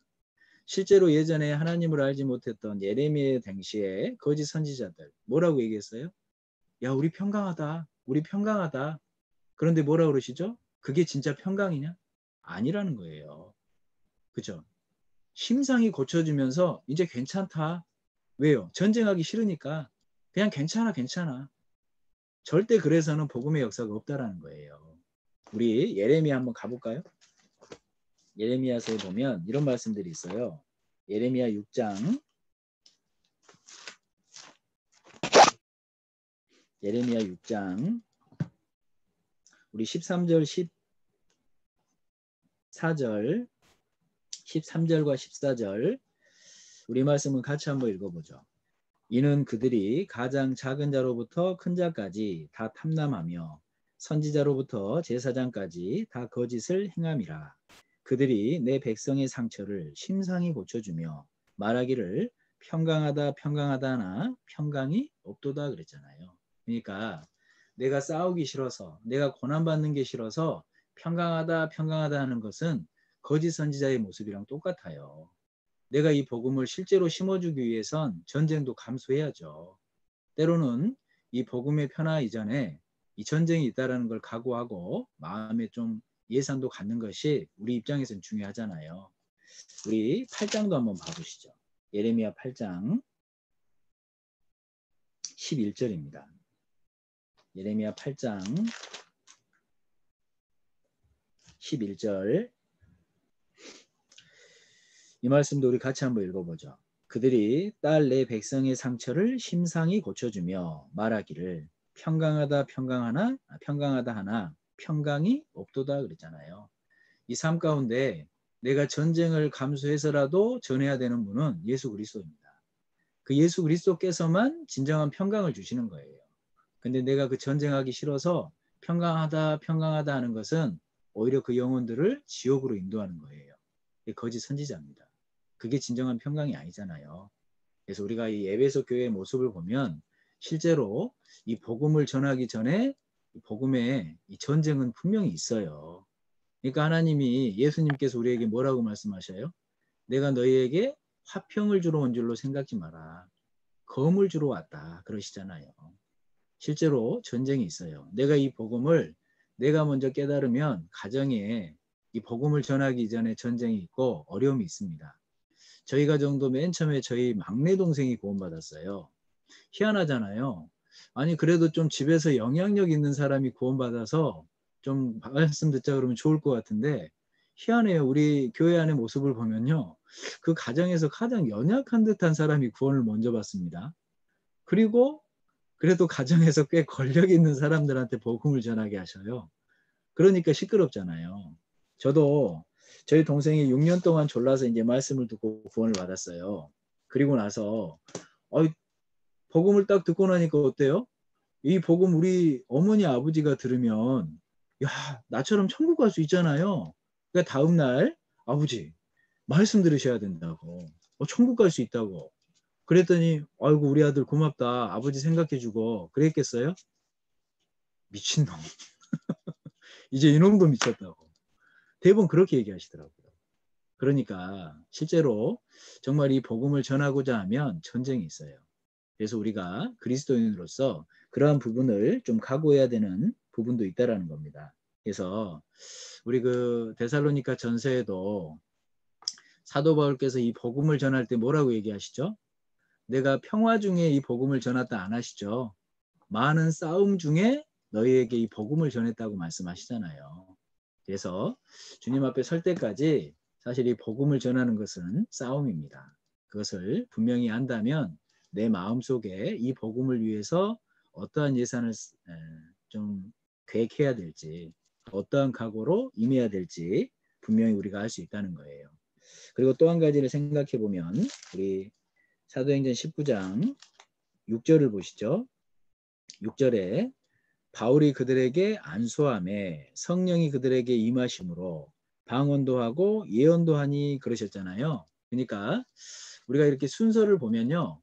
이 말씀을 통해서 제사함을 얻습니다. 그러면 그때 성령이 내 안에 임하시죠. 그게 성령의 침례예요. 성령의 세례잖아요. 내 안에 계신 성령은 충만해질 때도 있고 소멸될 때도 있어요. 소멸된다라는 게 없어진다는 얘기가 아니에요. 식어진다는 얘기입니다. 작아진다는 얘기예요. 그래서 그 성령이 충만해지면 내가 하나님의 뜻대로 살고 그 성령이 식어지고 소멸되어지면 어떻게 살아요? 내 마음대로 살아요. 육신이 전부인 줄 알고 살아요. 그죠? 그래서 그 성령이 충만해지면 그리스도인에겐 하나님의 능력, 그 성령의 능력이 분명히 드러나게 돼 있어요. 우리 신앙생활의 모습을 생각해 보십시오. 내가 제사함을 받고 성령이 내 안에 계신다면 말씀 가운데, 교제 가운데, 내가 기도 가운데 하루를 주님의 뜻 안에서 열심히 살잖아요. 분명히 성령의 충만이 내 안에 이뤄요. 내가 말씀을 집중해서 듣고 교훈받고자 하고 그 뜻대로 살면 어떻습니까? 육신은 좀 피곤할지 몰라도요. 내 안에 성령은 가득해집니다. 그 삶이 보람인 거예요. 그 가운데 내가 의미를 느끼는 거예요. 그런 사람 모습 가운데 열매는 맺어져 가는 겁니다. 그게 성령의 능력이에요. 그렇지 않겠습니까? 그래서 그 순서를 말씀하시는 겁니다. 성령의 세례, 성령의 충만, 성령의 능력. 그래서 이때 당시 에베소 교인들 이 12사람쯤한테 이 방언과 예언이 나타났다는 것이 그 성령의 능력이 나타났다고 얘기를 하잖아요. 그러니까 어때요? 지금도 내가 성령 충만하면 방언할 수 있어요? 그러니까 내가 성령 충만함을 받아서 방언해야겠다. 이런 생각하라는 게 아니에요. 우리 간혹 그런 질문해요. 구원받지 못하신 분들이 너희 교회는 방언 없잖아. 그죠? 우리가 그것에 대한 정확한 이해도 필요합니다. 방언이 뭐예요? 구원받지 않은 사람에게는요. 방언이라는 건 귀신의 모습이에요. 귀신의 모습. 우리 고린도전서 12장 한번 가볼까요? 고린도전서 12장 3절 말씀부터 7절까지 우리 같이 한번 읽어보죠. 그러므로 내가 너희에게 알게 하노니 하나님의 영으로 말하는 자는 누구든지 예수를 저주할 자라 하지 않고 또 성령으로 아니하고는 누구든지 예수를 주시라 할 수 없느니라.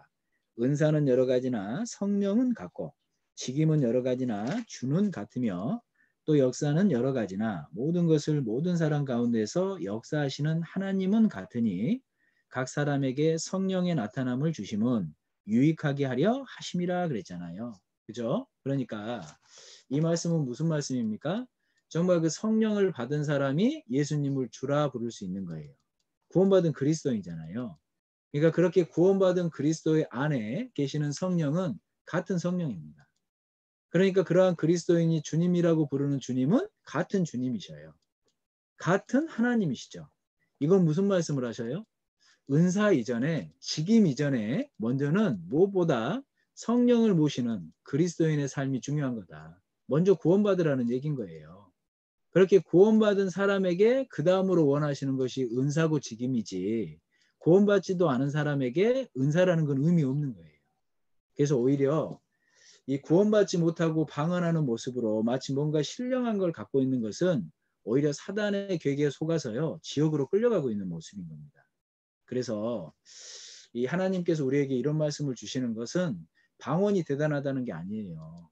구원받은 사람에게 가장 큰 은사가 방언이 아니에요. 사실 그 방언을 할 수도 있을 겁니다. 그런데 구원받은 사람에게 가장 큰 은사는 사랑이에요. 사랑. 그러니까 고린도전서 13장에 뭐라고 말씀하셔요? 사랑을 설명하시잖아요. 너희가 가장 큰 은사를 사모하라. 그 은사가 뭐냐? 고린도전서 13장의 사랑입니다. 그래서 교회 안에 우리 형제자매님들의 모습을 보면서 사랑이 많은 사람들을 보면 본이 되잖아요.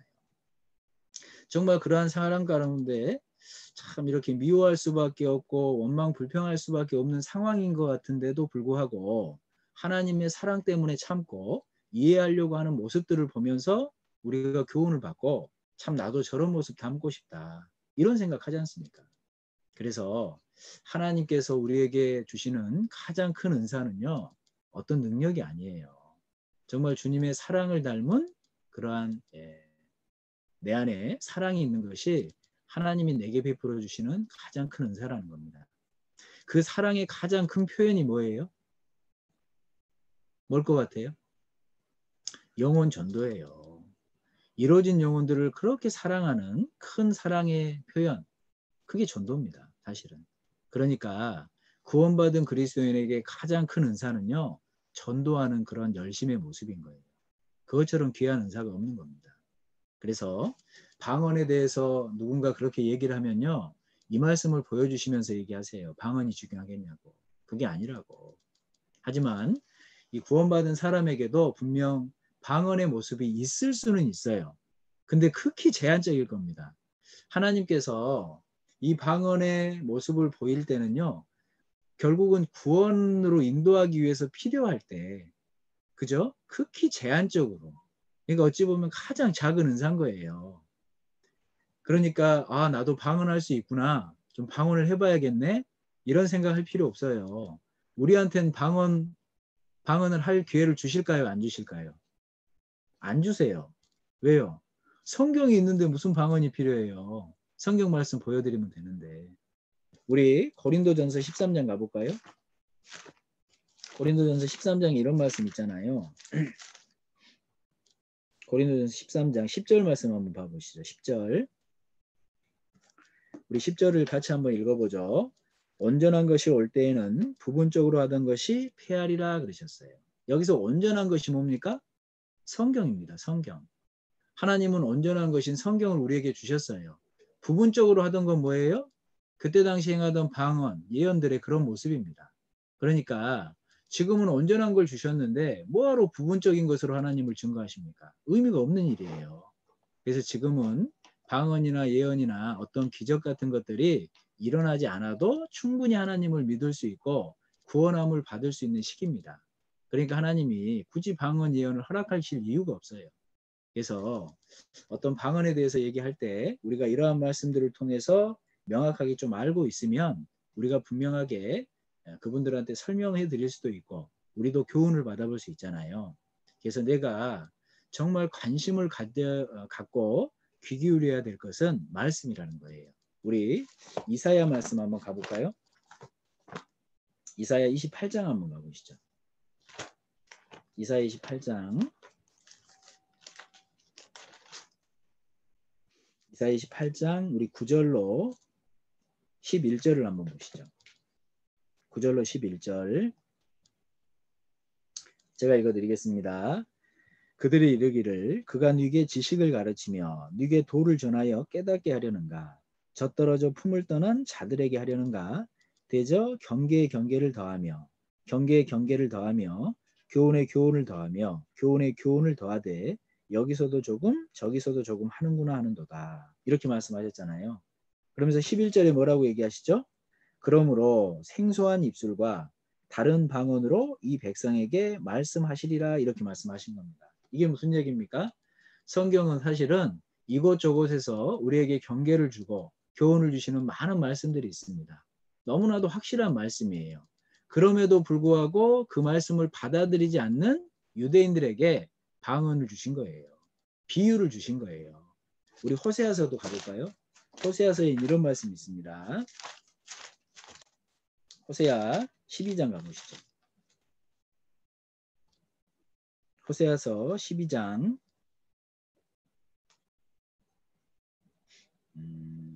9절부터 10절까지입니다. 9절부터 10절까지 같이 한번 읽죠.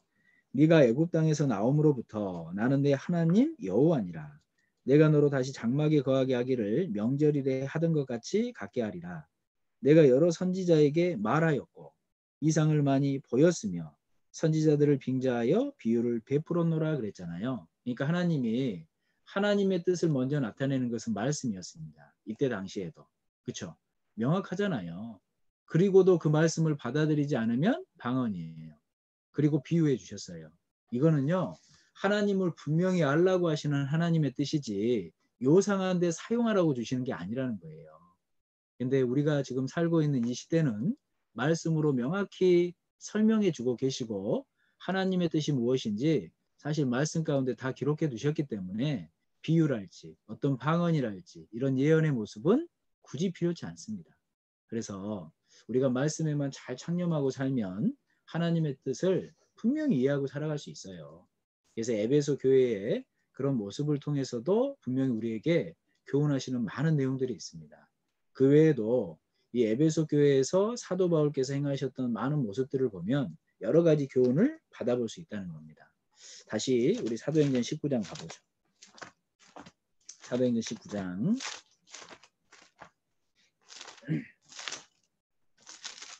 그렇게 에베소에서 이제 데메드리오 이 소요 사건이 일어나잖아요. 그래서 결국은 그 소요가 끝나고 나서 이제 그 에베소를 떠나게 됩니다. 20장 가보시죠. 20장 우리 1절부터 3절까지 제가 또 읽어드릴게요. 소요가 그침에 바울이 제자들을 불러 권한 후에 작별하고 떠나 마게도냐로 가니라. 그 지경으로 다녀가며 여러 말로 제자들에게 권하고 헬라에 이르러 거기 석 달을 있다가 배 타고 수리아로 가고자 할 그때에 유대인들이 자기를 해하려고 공모함으로 마게도냐로 다녀 돌아가기를 작정하니 그랬잖아요. 그러니까 이제 에베소에서 나와서 사도 바울의 행적이 쭉 나타나 있는데요. 원래 이 계획 가운데 좀 변경된 내용들이 있었잖아요. 근데 그 변경된 내용들을 보면 사실은 사도 바울의 뜻이 아니라 하나님이 그 길을 인도해 가신다라는 교훈을 받을 수 있습니다. 실제로 우리의 길도 마찬가지예요. 내가 계획하지만 하나님의 인도하심을 따라서 걷는 것이 우리 길이잖아요. 그렇죠? 우리 잠언 말씀 가볼까요? 우리 이런 말씀들은 좀 암송을 해놓으시면 좋아요. 정리해서. 그러면 내 인생의 길이 나한테 있지 않다라는 걸 분명히 알잖아요. 우리 잠언 16장 가보시죠. 잠언 16장 9절 말씀을 한번 보시죠. 잠언 16장 9절.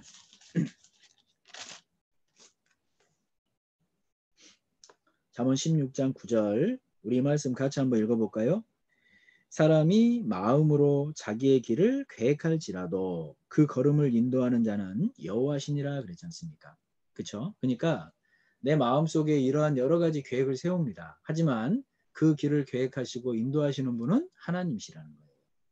그러니까 하나님이 인도하시니까 뭐 아무런 계획도 안 해도 되겠네? 이건 또 합당한 건 아니죠? 그죠? 분명히 내가 여러 가지 길을 계획하고 기도해야 됩니다. 그 가운데 하나님의 뜻이 온전히 세워져 가는 거예요. 내가 아무것도 하지 않고 주님이 인도하시기를 바란다? 그것은 모순된 모습이잖아요. 내 편에서 최선을 다하고 그리고 주님께 마음을 내어드리면 어떻습니까? 인도에 가시는 거예요.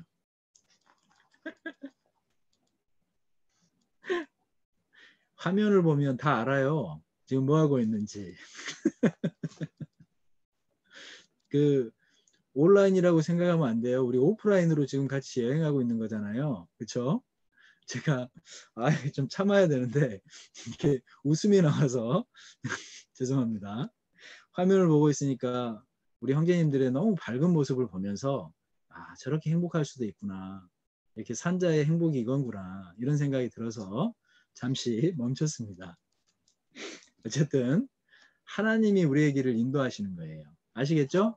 그걸 꼭 기억하셔야 됩니다. 우리 예레미야 10장도 가보죠. 우리 예레미야 10장 전에 20장도 봐봅시다. 잠언 20장부터 한번 봐보죠. 우리 이런 말씀은 좀 정리해 놓으면 좋으니까요. 이런 말씀은 좀 정리해 놓고 암송을 한번 해보죠. 잠언 20장 24절 말씀도 우리 말씀도 같이 한번 읽어볼까요? 사람의 걸음은 여호와께로서 말미암나니 사람이 어찌 자기의 길을 알 수 있으랴 그랬잖아요. 그러니까 실제로 우리의 삶을 인도하시는 분은 하나님이십니다. 그걸 정말 믿는다면 어떻게 해야 돼요? 기도해야 돼요. 그렇죠? 정말 주님이 내 길을 인도해 주시라고 기도해야지 온전한 길이 무엇인지 그 길을 쫓아갈 수 있는 겁니다. 근데 내가 앞으로 어떻게 해야 될지 모르겠다면서 기도를 안 해요. 계획을 안 해요. 그거는요, 하나님이 인도하실 수가 없는 거예요. 내가 기도 가운데 답을 알려주시고 인도해 가시는 것이지, 내가 아무것도 안 하면서 인도해 달라고 하는 것은요, 오히려 교만입니다. 그것이. 하나님을 믿는 모습은 아니잖아요. 그리고 그렇게 기도했다라면 어떤 마음으로 따라야 돼요? 하나님이 가장 최선의 선한 길로 인도하신다라는 믿음으로 따르셔야 돼요. 그렇죠? 그러니까 내가 그렇게 기도해 놓고 하나님이 이렇게 인도하셨으니까 걸어간다. 조금 가다가 힘드니까 아이고 이 길이 하나님이 인도하신 길이 아닌가 봐. 이거는 믿음의 모습이 아니에요. 그렇지 않아요? 내가 정말 기도하고 하나님이 주신 응답으로 걸어가는 길은요. 때로는 벅차고 힘들 때가 있어요. 그러잖아요. 그 시간을 통과했을 때 내가 단련을 받는 겁니다. 그러니까 내가 기도하고 주님이 주셨다라는 확신이 들면 힘들어도 걸어가야 돼요. 그리고 내 마음속에 그 길이 가장 주님이 주신 최선의 길이다라는 믿음을 갖고 걸으셔야 되는 겁니다. 그 사람이 정말 그게 주님의 뜻이 아니라면 막아주셔요. 그렇죠? 내가 올바른 동기를 가지고 정말 주님이 인도하신다라는 믿음으로 내가 주님의 뜻이기 때문에 따른다라는 믿음으로 걸어가면 그 길이 아니라면 막아주신다니까요. 그리고 선한 길로 다시 인도하셔요. 그런 믿음은 갖고 걸으셔야 되잖아요. 우리 예레미야 10장도 가보죠. 예레미야 10장도 그런 분명한 말씀을 해주시지 않습니까? 예레미야 10장 23절입니다. 저는 정말 이 말씀이 너무 큰 교훈이 되는 것 같아요. 삶을 살면서. 우리 10장 23절도 같이 한번 읽어보죠. 여호와여 내가 알거니와 인생의 길이 자기에게 있지 아니하니 걸음을 지도함이 걷는 자에게 있지 아니하니이다 이렇게 말씀하셨잖아요. 내 삶의 길을 내가 몰라요. 그렇기 때문에 더 기도하고 그렇기 때문에 더 믿음이 필요합니다. 그렇기 때문에 더 계획하려고 하고 그렇기 때문에 더 최선을 다해 살려고 하는 거예요. 그랬을 때 주님이 이끌어 가시는 거예요. 실제로 이러한 모습처럼 사도 바울의 모든 삶을 그 복음의 초점이 너무나도 확실히 맞춰져 있었기 때문에 주님이 인도해 가시잖아요. 우리 그 1차 선교 여행도 사실은 성령이 불러 세우신 겁니다. 그리고 성령이 보내신 거예요. 주님의 인도하심이잖아요. 우리 아까 2차 선교 여행 이렇게 보고해 주시는 모습도 들었는데 이 소아시아 지역의 끝까지 서쪽으로 갔다가 동쪽으로 돌이키려고 할 때 하나님이 막으셨잖아요. 그리고 마게도냐에서 환상을 보여주신 거잖아요. 넘어와서 도와라. 그게 성령의 인도하심이잖아요. 그러니까 사도 바울 마음속에 복음이라는 초점이 딱 맞춰져 있었기 때문에 성령이 그렇게 인도하셨다라는 거예요. 우리가 에베소에서 나와서 이 마게도냐와 고린도 지역을 경유하는 모습을 봐도요. 사도 바울이 계획했던 거랑은 다르게 인도해 가시잖아요.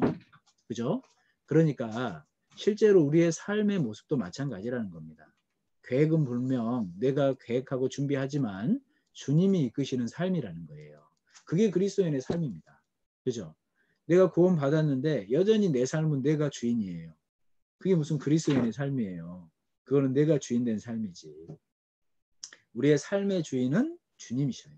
그러면 주님께 내어드리고 주님을 따라가야 된다는 겁니다. 그래서 그러한 모습을 좀 교훈받아 보려면 사도 바울이 맨 처음에 계획했던 길이 있었죠. 우리 고린도 전서 한번 가보죠. 사도 바울은 맨 처음에 이렇게 마음속에 계획했던 길이 있어요. 사도행전 16장, 고린도전서 16장, 고린도전서 16장 우리 9절 말씀을 보시죠. 고린도전서 16장 5절이네요. 5절부터 7절까지 제가 읽어드릴게요. 내가 마게도냐를 지날 터이니 마게도냐를 지난 후 너희에게 나아가서 혹 너희와 함께 머물며 과동할 듯도 하니 이는 너희가 나를 나의 갈 곳으로 보내어주게 하려 함이라. 이제는 지나는 길에 너희 보기를 원치 아니하노니 이는 주께서 만일 허락하시면 얼마 동안 너희와 함께 유하기를 바람이라. 이렇게 말씀하셨습니다. 그러니까 실제로 사도 바울이 맨 처음에 계획했던 걸음은 어떤 걸음입니까? 5절부터 쭉 보면 마게도냐로 가서 마게도냐에서 고린도 지역으로 내려가서 거기서 겨울을 보내고 예루살렘으로 갈 계획이었어요. 맨 처음엔. 그죠? 그런데 중간에 계획이 한번 바뀌잖아요. 고린도 후서 가보시죠. 이 순서를 좀 기억해 놓으시면 좋을 것 같아요. 고린도 후서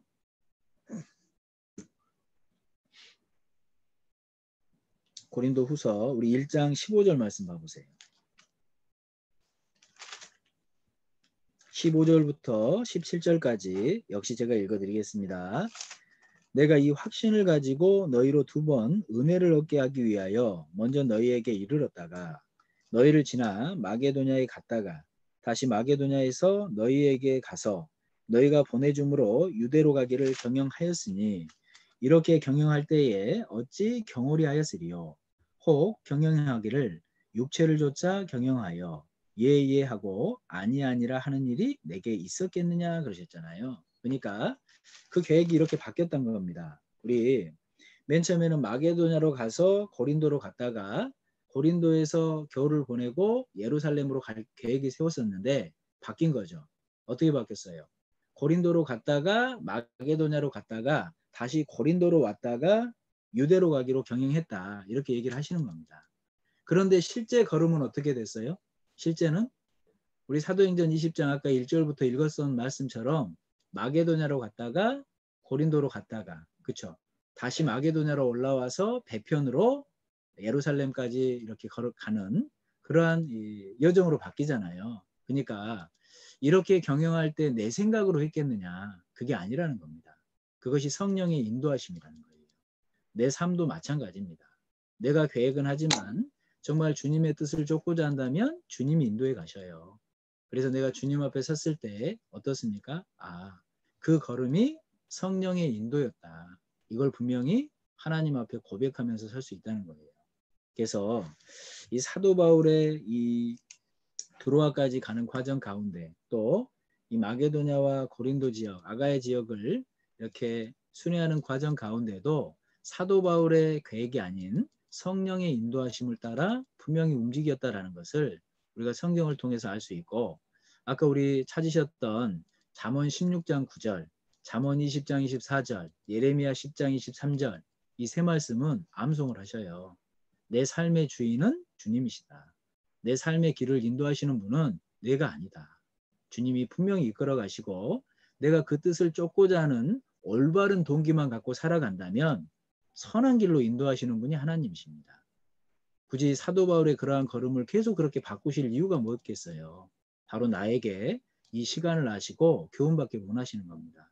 그래서 우리가 우리의 삶의 주인이 분명 주님이시라는 거 인정하고 그러한 주님이 우리를 인도해 가신다라는 그런 교훈 하나만 딱 갖고 내 삶에 적용하고 살아도요. 사실은 실패하지 않는 신앙생활을 할 거예요. 아셨죠? 제가 이 말씀을 전하면서 지금 막 갈등이 생깁니다. 그냥 모른 척하고 더 할까? 아니면 여기서 끝낼까? 그런데 그냥 오늘은 여기까지 했으면 좋겠습니다. 왜냐하면 저도 배가 고프고요. 우리 사실은 지금 준비한 거 한 3분의 1밖에 못 했는데 이게 어떻게 해야 되려는가 모르겠어요, 지금. 어쨌든 지금 우리 에베소에 있는 모습만 살펴봤는데 시간이 이렇게 훌쩍 가고 너무 이제 감사한 게 아까 2차 선교 보고 여행을 제가 보면서 제가 너무 감동을 받았어요. 너무 마음을 다해서 함께 해주시는구나 이런 생각이 들어서 나도 더 열심히 공부하고 준비해야겠다 이런 생각이 듭니다. 그래서요, 우리 이제 다음 시간에 다음 주에 집회가 없으니까 다음 시간에도 쭉 이어가면 될 것 같아요. 어쨌든 다음 주까지 3차 여행까지 마쳐야 우리가 집회 끝나고 옥중서신도 살펴볼 수 있을 건데 하여간 열심히 한번 달려봅시다. 아셨죠? 우리 집에 가야 되잖아요. 지금 선교 여행 중인데. 그죠? 집에 가야 되기 때문에 하여간 좀 계획을 가지고 열심히 달려봤으면 좋겠습니다. 그래서 오늘은 에베소 교회 이렇게 에베소 지역에 복음 전하는 부분까지 살펴봤고 다음에는 드로아 지역에 있었던 일을 통해서 좀 교훈 받는 것으로 시작해서 좀 고린도 전서까지 살펴보려고 해요. 욕심일까요? 고린도 전서까지 다음 주 화요일 날 좀 살펴봤으면 좋겠습니다. 그래서 제가 몇 가지 좀 부탁을 드릴게요. 우리 내일 시간에 내일 조별활동 시간에요. 다른 시간에 하려고 하지 마시고요. 조별활동 시간에 하셔요. 아시겠죠? 다른 거 할 것도 많으시니까 조별활동 시간에 뭘 해주시냐면요. 이제 가까이 보이지가 않아요. 먼저 조별활동 시간보다 그 다다음 주 그러니까 우리 전도 집회 기간까지 포함해서요. 그러니까 아직 2주 이상이 남았잖아요. 그죠? 그 시간 동안요. 1차, 2차, 3차 선교여행지를 개인적으로 한번 구글어스를 찾아서 찍어보세요. 아시겠죠? 복습입니다. 복습. 1차, 2차, 3차를 구글어스로 하나하나 좀 찍어서 다시 한번 말씀을 보면서 그냥 그 지역만 찍지 마시고요. 말씀을 보면서 하나하나 찍으면서 여기에서 무슨 일이 있었는지 한 20여일 남았잖아요. 사실 20일까지는 아니어도 시간이 꽤 많이 남았습니다. 그러니까 조금씩 좀 한번 해보세요. 그러면 내 머릿속에도 남고 많은 교훈을 받으실 수 있을 거예요. 그래서 언제까지 하시냐면요. 우리가 1월 18일부터 집회니까 1월 24일까지 한번 해보세요. 부담되지 않죠? 이거는 개인적으로 하셔요. 누가 도와주지 말고 개인적으로 1차, 2차, 3차를 한번 구글어스로 찍어서 선으로 한번 연결을 해보세요. 아시겠죠? 그래서 다 하신 분들은 저기 우리 조장님들한테 제출해 주시면 돼요. 그렇게 좀 해주시면 되고 매일 시간은요. 조별 활동 시간에 다른 거 하지 마시고 고린도 전서 1장부터 16장까지를 한번 쭉 읽어보십시오. 줌에서. 아시겠죠? 고린도 전서 1장부터 16장 1시간 반이면 충분히 읽을 수 있습니다. 고린도 전서를 읽으면서 내가 마땅히 붙들어야 될 말씀이 무엇이고 어떤 교훈을 나에게 주시려고 이 고린도 전서를 기록하셨는지 한번 생각하면서 좀 읽어보시면 좋을 것 같아요.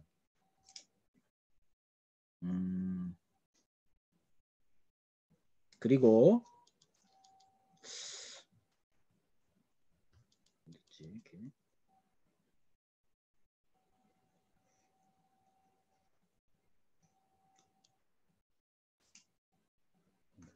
두 가지네요. 예. 원래는 이제 다음 주 집회면 좀 다른 걸 좀 하나 이렇게 해보자 할 게 있었는데 그거는 다음 주에 말씀드려야 될 것 같습니다. 그래서 내일 조별 교재 시간에는 고린도전서 1장부터 16장까지 좀 이렇게 조별 교재 때 개인적으로 한번 쭉 읽어보셔요. 좀 이렇게 켜놓으시고 해도 좋고 저끼리 좀 한번 읽어보시면 좋을 것 같고 그리고 1차부터 3차까지 24일까지 꼭 한번 찍어서 조장님들께 이렇게 제출해 주시면 좋겠습니다.